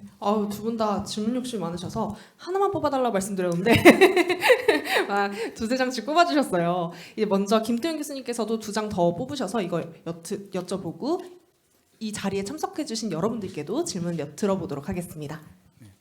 요거 아까 한번 말씀드렸던 건데요. 골다공증도 가족력인가요? 이렇게 얘기인데 가족력이 있습니다. 유전성이고요. 이게 왜냐면 아까 말씀드렸지만 통뼈가 물려가는 건데 사실 골다공증은 우리가 아까 말씀드렸지만 치료보다도 더 중요한 게 예방입니다. 예방. 그러면 뼈가 언제까지 단단해지냐? 보통 30대 중반, 40대까지는 뼈가 단단해지다가 그 이후로 약해집니다. 그러면 가장 좋은 예방은 뭐냐? 젊었을 때 올려놓는 거거든요. 그러니까 젊었을 때 너무 무리하게 다이어트 한다든지 너무 음식 섭취가 적으면 이게 올라가는 게 낮습니다. 그러니까 한참 올려놓으면은 뼈 강도를 나중에 떨어지더라도 이게 여유가 있습니다. 근데 30, 40대 때 이걸 충분히 올려놓지 않으면은 얘가 40대 폐경이 되면서 완경이 되면서 금방 골다공증으로 들어가는 거죠. 그러니까 제일 중요한 거는 골다공증은 우리가 치료보다는 예방이라는 거. 그래서 젊어서 잘 먹고 운동해라. 이게 사실은 골다공증의 가장 중요한 메시지인 것 같습니다. 당연히 나이 드셔서 골다공증이 생기니까 지금 이제 여기 앉으신 분들이 대부분 이제 노인 인구들이 여기 참석을 하셨지만은 사실 이 얘기를 젊은 인구들이 많이 들어야 되는 거거든요. 골다공증은 젊어서 예방해야 된다. 그래서 그런 말씀을 드리고 싶고요. 또 하나는 동네 병원에서 6개월에 한 번씩 주사 맞는데 효과가 별로 없네요. 아마 이게 6개월에 한 번 가장 보편적으로 요즘에 가장 많이 맞는 주사 중에 하나인데 데노스마비라고 프롤리아는 상품명이 있는데요. 보통 한두 번 맞았다고 확 올라가는 분들이 있지만은 나중에 서서히 올라가는 분들이 있고요. 그리고 보통은 뭐 1년 골다공증 이렇게 1년, 2년 이렇게 치료받는 것보다는 한 약제로 결정이 됐으면은 더 약해 뼈가 T스코어라고 그러죠. 아까 수치만 떨어지지 않으면은 그냥 일단은 쭉 치료를 해보는 게 좋습니다. 보통 한 3년, 2년에서 3년 정도 치료를 해보고 그래도 진짜 안 올라가고 뭔가 새로운 골절이 생기고 그러면 다른 약제로 바꾸는 거지. 내가 한 6개월 약 썼는데 1년 약 썼는데 검사했는데 에이 똑같네. 바꿔주세요. 이런 분들이 있어요. 가끔씩. 골다공증 약제는 절대 그렇게 하는 게 아니고요. 한 약제를 그 환자분이 아까 테일로드 이제 그 맞춤형 선택을 하셨으면은 한 2, 3년 정도 충분히 꾸준히 치료를 받으신 다음에 그 다음에 다시 한 재평가를 해가지고 이 약제를 바꿀 건지 아니면은 이 약제를 계속 쓸 건지. 우리가 보통 요 6개월 프롤리아는 아직까지 10년 데이터가 있거든요. 10년까지도 큰 부작용 없이 올라간다는 데이터가 있기 때문에 만약에 그렇게 성급하게 바꾸면 오히려 더 약제의 이런 상호작용 때문에 더 안 좋은 경우가 많습니다. 그래서 절대 약제를 섣불리 바꾸지 마시고 의사랑 상의해서 잘 선택을 하시는 게 좋을 것 같습니다. 섣불리 바꾸지 말라고 말씀을 해주셨는데 지금 질문 뽑은 것 중에 먹는 골다공증 약으로 치료 중인데 주사제로 바꿀 수 있나요? 라는 질문이 들어왔어요. 이거 혹시 노재희 교수님 답변해 주실 수 있으실까요? 예, 물론 가능합니다. 그러니까 먹는 골다공증 치료제를 드시는 분들 중에 그 아까 말씀드렸다시피 이제 오래 기간 동안 빈속에 먹어야 되고 물을 많이 마셔야 되고 약을 드시고 나서 한 30분 이상 그 누우면 안 되고 앉아 계셔야 되고 하는 것들 때문에 그 복용 방법이 까다롭고 불편해서 좀 어려워하시는 분들이 있는데 그런 분들은 주사제로 바꾸는 게 가능하고 또 주사 맞으러 또 병원에 다니는 게 또 너무 좀 불편하다 싶으신 분들은 반대로 먹는 약으로 바꾸는 것도 가능합니다. 그 골다공증 약 중에 이제 복용 방법이 되게 다양해서 매일 먹는 골다공증 약도 있고 그리고 일주일에 한 번 먹는 골다공증 약도 있고 한 달에 한 번 먹는 골다공증 약도 있습니다. 3개월에 한 번 맞는 주사도 있고 6개월에 한 번 맞는 주사도 있고 뭐 여러 가지 옵션이 있기 때문에 이제 그런 것들을 잘 봐서 결정하시면 될 것 같습니다. 예. 네. 한 개 더 눈에 들어와서 가져와 봤는데요. 뼈가 부러졌다는 느낌이 없었는데 척추골절이라고 합니다. 통증이나 증상이 없었는데 여기 골다공증 치료를 해야 하나요? 라는 질문이 들어왔어요. 김태형 교수님. 저게 이제 아까 말씀드렸던 것처럼 본인이 기억하는 외상이 없는 거지 실제 아주 약한 외상에서 부러진 겁니다. 전형적인 골다공증 골절이고요. 그게 어느 정도 시간이 지나서 심하게 부러지지 않기 때문에 그 부분이 아물어서 증상이 없는 건데 그렇다 하더라도 그건 척추 골절이기 때문에 우리가 아까 필요한 골밀도 검사를 해가지고 필요한 골다공증 치료를 적극적으로 받으셔야 됩니다. 네, 아마 현장에 궁금한 질문들 굉장히 많으실 텐데요. 저기 뒤쪽에 모자 쓰시고 계신 분께 마이크 전달드리면 감사하겠습니다. 저는 70대 후반인데요. 키가 이제 지금 한 7cm 정도 줄었는데 제가 퇴행성 관절염도 있고 허리 협착증이 있어요. 그래서 이제 지금까지 그 키가 이렇게 7cm나 줄은 이유가 허리 협착증 이런 것 때문에 줄어드는 줄 알았는데 지금 교수님들 강의를 듣다 보니까 그것도 아닌 것도 같아서 정확한 정밀 검사를 하려면 어떻게 해야 되나요, 이거를? 나이 들어서 허리가 이렇게 키가 주는 건 여러 가지 원인인데 아까 말씀드렸지만 골다공증 때문에 줄 수도 있고요. 협착증 때문에 대부분 협착증이 오게 되면은 이게 걷는 게 불편해지니까 허리를 숙이고 걷게 되거든요. 허리를 숙여야 걷는 게 편하기 때문에. 그러면서 허리가 또 키가 줄 수가 있습니다. 그래서 그거는 병원에 방문하셔가지고 기본적인 엑스레이라든지 MRI 검사를 해보면 정확히 나옵니다. 그래서 이게 그냥 뭐 내가 이렇게 됐으니까 이렇게 추정하지 마시고 병원을 방문하셔서 치료를 받는 걸 권해드립니다. 네, 다음 질문 있으신 분 손 들어주시면 감사하겠습니다. 골다공증 있으신 분 들어주시면 좋을 것 같아요. 네, 저기 뒤쪽에 손 들고 계신 분께 마이크 부탁드립니다. 현재 골다공증 치료 중이 한 5년째 치료 중이고요. 지금 이제 많이 수치가 좋아져서 이제 하체는 괜찮고 상체만 골다공증이거든요. 근데 아까 말씀하실 때 약은 이제 휴지기가 필요하다고 얘기를 하셨고, 그러면 주사 치료를 지금 제가 계속 하고 있는데 주사 치료도 휴지기가 필요한 건지 궁금해요. 제가 말씀드리겠습니다. 그 휴지기는 그 약제 성분에 따라서 좀 차이가 있습니다. 그러니까 그 먹는 약제인 비스포스포네이트 제제는 휴지기가 반드시 필요하고요. 그리고 저희들이 이렇게 권고를 하고 있고, 그 주사 약제 같은 경우에는 저희들이 그 중단 없이 계속 쓰는 거를 추천을 하고 있습니다. 근데 지금 그 우리나라 그 보험 기준이 그 이제 주사제나 아니면 먹는 약제나 마이너스 2.5보다 낮아야 보험이 됩니다. 근데 보험이 되는데 만약에 이 환자가 아까 말씀하신 것처럼 그 수치가 마이너스 2.5에서 좋아졌다. 그러면은 이제 보험이 안 됐습니다. 그러니까 마이너스 2.5였다가 2.2, 2.1까지 이렇게 좋아지게 되면은 오히려 이제 나라에서 그거를 삭감을 해서 약을 못 쓰게 그렇게 저희들이 했는데, 다행히도 올해 5월부터는 그렇게 골다공증에서 좀 골감소증으로 좋아진 분들 또 계속 그 삭감 없이 급여로 약을 쓸 수 있게끔 그 부분이 개정이 됐습니다. 근데 그것도 아직 뭐 완벽하진 않아서 마이너스 2.5에서 2.0까지 들어있는 분들은 급여로 쓸 수가 있고, 만약에 또 1점대까지 올라가게 되면은 그때는 약이 급여가 안 되기 때문에 좀 약을 뭐 좀 중단하고 다음에 다시 검사를 해서 투여하는 것도 고려하실 수 있을 것 같습니다. 예. 내가 내 돈을 내고 맞을 수는 있는 건가요? 네. 아, 개인적으로 본인이 부담해서 약을 쓰는 거는 뭐 가능한데, 대부분 그 급여 처방을 받으시는 분들이 또 이렇게 비급여로 넘어가는 거에 있어서 그렇게 동의하시는 분들이 많지는 않거든요. 그래서 그 점에 대해 제가 말씀드렸습니다. 나이가 먹어가니까 이게 골다공증이라는 게 나이가 먹어가니까 같이 안 좋아지잖아요. 그러니까 계속 해야 되지 않을까 그런 생각이 들어서. 저희도 계속 치료하는 걸 추천하고 있습니다. 실제 치료할 때. 예.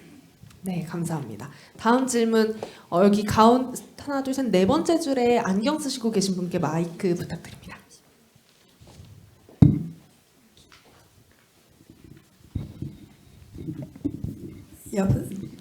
제가 지금 골다공증 환자인데 지금 마이너스 2.7이에요.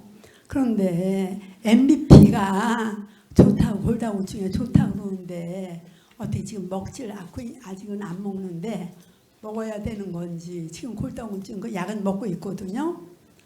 근데 MBP가 이게 좋다고 하니까 어떻게 먹어야 되는 건지 네, 알고 김철구 싶어서요. 답변 부탁. 아마 방송에서 MBP가 좋다는 방송이 꽤 있던 걸로 저도 알고 있는데요. 이게 모든 치료는요, 이게 MBP가 그러면은 먹었을 때 다 효과가 나냐? 그렇지는 않습니다, 사실은요. 그러니까 우리가 어떤 권유를 할 때 이게 반드시 올라가니까 뭐 이거를 드십시오 이렇게 권유하는 게 있고요. 그냥 한번 드셔 보시면은 뭐 크게 해가 될 건 없습니다 이렇게 권유해 드릴 건 있는데, 저 같은 경우는 MBP는 그냥 환자분이 드시겠다 그러면은 한번 드셔도 뭐 큰 문제는 없습니다 이렇게 권유하는 정도고요. 반드시 이걸 드셔야 된다 이렇게는 아닙니다. 원래 골다공증 약을 먹을 때는 제일 중요한 게 칼슘하고 바이타민 D를 충분히 섭취해 주는 게 중요합니다. 우리나라 대부분의 노인들이 우유를 안 드십니다. 그렇기 때문에 우리가 보통 하루에 1000mg이 필요하거든요. 칼슘도 그렇고 바이타민 D도 보통 800 IU 이상이 필요한데 그거에 턱없이 많이 부족합니다. 오히려 MBP를 드시는 것보다는 칼슘하고 바이타민 D가 충분히 들어가 있는 음식을 먼저 드시는 게 더 좋고요. 그걸 다 드셨는데도 뭐 MBP를 더 누가 사줘가지고 주겠다 그러면 뭐 드셔도 상관없지만, 그거를 우리가 강력하게 권고한다 그건 아닌 것 같습니다. 그리고 만약에 본인이 속이 안 좋아서 칼슘하고 비타민 D를 못 먹겠다. 그러면은 저는 음식으로 섭취를 하라고 합니다. 칼슘하고 비타민 D가 충분히 들어가 있는 음식. 왜 그러냐면은 칼슘하고 비타민 D 약제는 흡수했을 때 가장 큰 문제가 위장장애도 있지만은 흡수율이 상당히 낮습니다. 하나를 다 먹는다고 그게 하나가 다 효과가 나타나는 게 아니기 때문에 오히려 더 자기가 칼슘하고 비타민 D를 충분히 섭취하고자 한다. 그러면은 그게 충분히 함유된 음식을 더 많이 섭취하는 게 더 효과적입니다. 네, 감사합니다. 두 분 정도 더 질문 받아보려고 합니다. 저기 맨 뒤에 가장 먼저 손 들어주신 분이신데요. 관계자석 뒤쪽에 계신 분께 마이크 가지고 있습니다.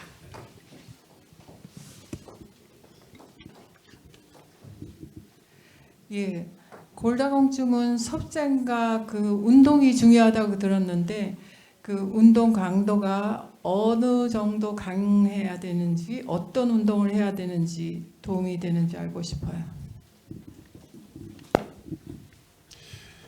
저는 환자분들께 말씀드릴 때 좋아하는 운동 뭐든지 다 가능하다고 말씀드립니다. 근데 대부분 그 이제 체중 부하를 할 수 있는 그런 운동들. 그러니까 저희들이 만약에 그 체중 부하가 안 되면 그만큼 뼈는 약해집니다. 그러니까 안 쓰면 그리고 또 기부스를 오래 한다든지 아니면 사용을 안 한다든지 그러면은 엑스레이에서도 뼈가 약해지는 게 막 보이거든요. 그리고 또 우주선을 타고 우주에 갔다가 온 그 우주인들 뼈 검사를 해보면은 급격 그 중력의 영향을 못 받으면은 급격하게 뼈가 약해지는 그런 경우들이 많습니다. 그렇기 때문에 적절한 체중 부하를 할 수 있는 본인이 좋아하시는 어떤 운동이라도 저는 다 가능하다고 그렇게 말씀드려요. 좋아하시는 운동을 규칙적으로 자주 하시는 게 제일 좋습니다. 예. 네, 감사합니다. 다음 질문 손 번쩍 들어주셨는데요. 그 마이크 가져다 주시면 감사하겠습니다. 앞쪽에 모자 쓰신 분. 네.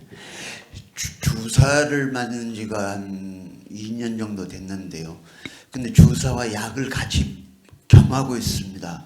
근데 왜 그 약과 주사를 같이 겸해서 해야 되는지 좀 알고 싶습니다. 아마 골다공증 주사랑 약을 둘 다 하는 건 아니고요. 아까 말씀드렸지만은 아마 주사는 골다공증 주사일 거고요. 약은 칼슘하고 비타민 D는 먹는 거가 오히려 주사보다도 먹는 거가 더 효과적이기 때문에 경구약으로 복용을 하게 됩니다. 그러니까 두 개 다 아마 어떤 주사 아마 주사약이 골다공증 주사일 거고 보조제로 칼슘하고 비타민 D가 되는 복합제가 있거든요. 그걸 아마 같이 드시는 건데 다른 약제이기 때문에 두 개를 잘 복용을 하셔야지. 가끔씩 이제 칼슘하고 비타민 D가 이제 위장 장애가 있어서 먹기 싫다고 해서 안 드시는 분이 있거든요. 근데 실제 보면은 이 주사나 그러니까 골다공증 약제만 먹는 것보다는 거기에 칼슘하고 비타민 D를 충분히 섭취해 주는 게 훨씬 골다공증 치료제는 효과적입니다. 네, 감사합니다. 칼슘은 골다공증 치료제가 아닙니까? 네, 칼슘이 골다공증 치료제입니다. 근데 그게 먹는 약으로 들어가시는 거죠. 이렇게 먹는 주사와 먹는 약을 둘 다 하는 경우는 없습니다. 둘 중에 하나만 하는 거죠. 그러니까 골다공증 약도 먹고 주사도 먹고 그렇게 하는 건 없습니다. 하나만 하시는 거고, 근데 이제 본인이 대부분 그렇게 말씀하시는 분들이 골다공증 주사를 맞고 그다음 먹는 약을 칼슘하고 비타민 D를 먹기 때문에 그렇게 말씀하시는 분들이 많습니다. 네, 감사합니다. 지금 시간이 조금 남아서 한 두 분 정도 더 들어보도록. 네, 앞에 하얀색 옷 입으신 분 마이크 가져가야죠. 아까 그 비스포스포네이트라고 하는 주사제도 오래 맞았을 때는 뼈가 유리화된다는 말씀을 하셨거든요. 저는 63세인데 그러면 지금부터 맞는다면 얼마나 맞을 수 있는지. 그리고 아까 저는 칼슘하고 비타민 D를 먹고 있는데요. 그러면은 그것을 이 주사제로 대체하는 거잖아요. 대체하는 건가요? 아닙니다. 그게 아니죠. 다른 종류의 다른 성분의 약입니다. 그러면 이 주사제를 맞으면 다른 성분이면 비타민 D는 따로 또 섭취해야 되는 거네요? 예, 저희들이 보통 그 비타민 D를 측정을 해봅니다. 그래서 비타민 D 레벨이 보통 그 20 나노그램보다 낮으면 저희들이 비타민 D가 그 포함되어 있는 그런 약제들을 권유를 합니다. 그게 뼈를 만들어주는 원료가 되기 때문에. 그래서 아까 말씀드린 골 흡수 억제제, 골 형성제제 이런 거하고는 약간 다른 개념의 약입니다. 그 그 골 흡수 억제제는 아마 주사로 쓰시면서 네. 추가적으로 저희들이 비타민 D하고 칼슘이 섞여 있는 그런 복합 제제를 같이 투여하는 경우가 많습니다. 그렇기 네. 때문에 그걸 분리해서 이렇게 생각하시는 게 좋을 것 같습니다. 그래서 비타민 D 같은 경우는 사실 햇빛을 많이 쏘이면은 자연적으로 많이 생긴다고도 하고 네. 그다음에 또 칼슘 같은 경우도 저희들이 아까 교수님 말씀하신 우유나 식품으로? 아니면 식품으로 섭취하는 게 충분히 가능합니다. 그래서 본인이 영양 상태가 아주 많이 그 나쁘지 않다면 먹는 걸로 하셔도 되고 또 추가적인 도움을 또 받고 싶으시다면 비타민 D하고 칼슘이 섞여 있는 그런 약제를 추가 복용하시는 것도 도움이 된다 이렇게 이해하시면 될 것 같습니다. 예. 아까 그 주사약의 뼈 유리화 되는 것에 대해서는 그게 네. 이제 오랜 기간 동안 그러니까 뼈 자체가 네. 뼈를 만드는 부분이 있고 또 네. 뼈를 흡수하는 그런 부분이 동시에 일어나게 되는데요. 아, 골다공증 치료제의 그 역할이 골 흡수되는 걸 갖다가 억제하는 겁니다. 그래서 이게 뼈 자체가 여기서는 만들어내고 여기서는 흡수하고 이렇게 양쪽 두 개가 다 동시에 이루어져야 되는데 네. 한쪽 메커니즘을 갖다가 막아주는 거죠. 아. 근데 그게 너무 오래되면은 우리 대나무가 네, 알겠습니다. 말랑말랑한데 네, 잘 네. 안 부러지듯이 네. 근데 유리는 그거보다 더 딱딱한 것 같은데 네. 잘 부러지잖아요. 그렇게 생각하시면 될 것 같습니다. 예.